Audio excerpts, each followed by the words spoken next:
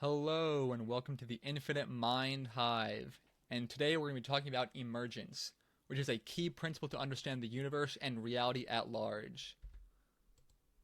So, what is emergence? Emergence is something new that comes into being that wasn't here before. And the technical definition is when individual parts come together to form a more complex whole, with properties not present in the individual parts alone. So, like some examples are, how does consciousness and thinking emerge from neurons that don't seem to have consciousness or the thinking abilities that we do? Or how does respiration arise from molecules that themselves don't respirate? And it's through synergistic relationships that allow for the whole to be greater than its parts. So when parts come together in a certain pattern, that pattern becomes self reinforcing and self organizing, which seems to be the definition of what life is. Think for yourself now. When does non-life become life? When was the exact phase transition from simple molecules into single-celled organisms? And science doesn't seem to have an answer to this, which is why emergence is the closest thing to magic in modern science. And so, emergence as an attractive force of the universe. There seems to be a conscious attractive force that is bringing life to higher orders of complexity. So, quarks attract quarks are attracted to form protons, electrons, and neutrons, and those subatomic particles are attracted to form atoms. Those atoms are attracted to form molecules, which are then attracted to create cells and then smaller life forms, and then eventually we end up with incredibly complex life forms until we end up with the advanced human being. And so the universe is always exerting forces on us, and some believe that the universe is selecting for greater complexity, greater agency, and greater consciousness. And so emergence can be looked at from a biological lens, but it's wiser to see emergence as a principle of reality. Everything in reality is evolving to higher orders of complexity to allow for the emergence of higher order functions and abilities. So civilization, technology, politics, religion, language, etc., all follow these principles. So from atoms to humans. And the most concrete example of emergence is how we got to quantum foam all the way to conscious human beings. So how is a human being able to respirate, digest, think abstractly, and plan for the future when it doesn't seem that any of the atoms in our body are doing these things? And it's the synergistic relationship between all the components that allows this. What exactly makes you human?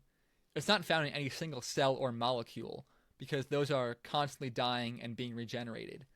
They say that every 70 years you have a completely new set of atoms. So it's not any single part, but instead what makes you human is the information in your cells that allows you to keep the pattern of being a human being. And so human beings have a very unique role in this universe, because as far as we have seen, we are the beings with the most developed consciousness. We can think abstractly, things like time, math, science, society, and this allows for great creative and destructive capacities. So with our ability to think about the whole, we can take an active part in the creation of the future of the whole. So that's something to think about. So technology as an emergent phenomena. Technology is built around the needs of humans. So in some sense, technology allows us to play God, or at least become more godlike, because every advancement in technology allows us to yield greater control over our environment. Emergence in technology is driven by the simple interactions between components and users that add up to something much more and much greater than the metal used to make it. And technology is always advancing, and those technological advancements further allow the ability to make even faster progress. So each branch of technology transcends and includes the last layer. Think of a very interesting example is how the moon landing, I think, was in 1969, but only 70 years before that was when the Wright brothers took flight. So we weren't able to make it to the moon unless we had built the first biplane. Same with the iPhone. We weren't able to make the iPhone unless before the first guy made computer chips. So you can see how each progressive advancement in technology allows for it makes a runaway effect, and it's a self-reinforcing loop where technology gets better and better and better. It's similar to Moore's law, which states that the processing power of computers doubles every 2 to 4 years or something, and I think it's still going on, which is pretty incredible. And next up, we have civilization as emergent phenomena. So civilization emerged from simple interactions between early human families. So we started off as hunter-gatherer tribes in groups of about 150, the Dunbar number, and then we moved to larger settlements, and then towns, then from larger towns to cities, city-states, nations, larger nations, international alliances, and so you can maybe try and predict the era of evolution. To maybe there will be some sort of global new world order where all countries are connected in some way. And so politics moved from simple monarchies like chiefs, warlords, and kings to more complex bureaucracies that were needed to carry out the functions of these more advanced societies.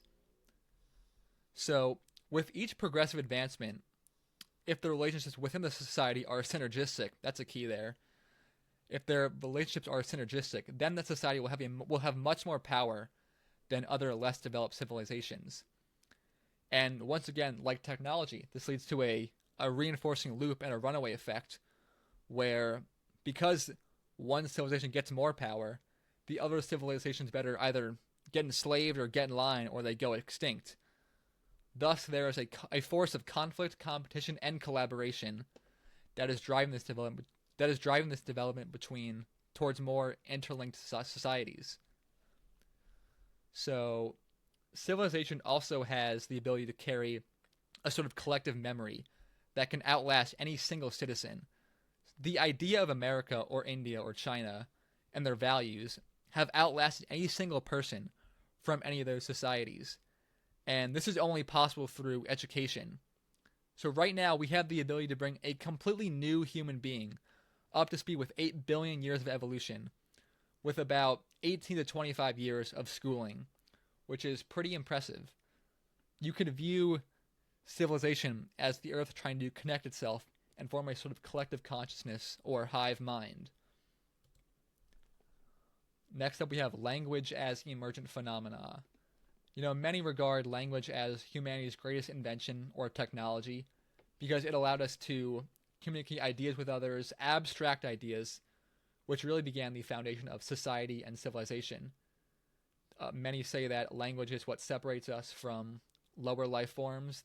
They don't have no other animal has such a complex language as we do. And language emerges because through a self-organizing system that evolved through the interactions of speakers over time. We have new words, grammatical rules, and entire dialects emerge as communities interact and share information, which creates a living and dynamic system. And it probably began with very basic noises, like they probably grunted at each other to signal something, and then eventually this vocabulary grew more complex to where they felt the need to develop a writing system with an alphabet so they could codify their ideas into long-lasting text that they could share with future generations. So language also enables this society to have a sort of collective memory that lasts throughout generations. And more complex language allows for greater ability to think abstractly, which once again leads to the runaway effect of greater consciousness. Next up, we have fractals as emergent phenomena. And fractals are a beautiful illustration of emergence at work. Fractals are made by repeating very simple mathematical rules, but despite the simple patterns, the fractal unfolds into infinite complexity. And nature has recognized the power of these fractals. And if you look closely, you can see them everywhere. In these ferns, shells, trees. Look around in your day-to-day life and see how many instances of fractals you can see. And this is probably due to the fact that life is always going towards the path of least resistance and that which will save them the most energy. And fractalization is the most energy efficient way to produce infinite complexity. And so what do you do with this information? So right now, you are a conscious human being. You are the culmination of billions of years of emergent evolution, and you now have the ability to play an active role in the creation of our future. We can steer the path of evolution as conscious agents, as we are able to select a greater future. So we need to identify with being an evolutionary human being, because our purpose for being is becoming. And without identifying this, we have our pain as our default driver, and we lose meaning. We must be pulled into a greater future than be pushed by a negative present. So identify as an evolutionary human being, the next form of human, who is actively trying to create a better future, aiming towards utopia. And I really love this quote by Daniel Schmachtenberger. He's actually the one that inspired this video. And he says, "What can I do to make my life of greatest use to all life?"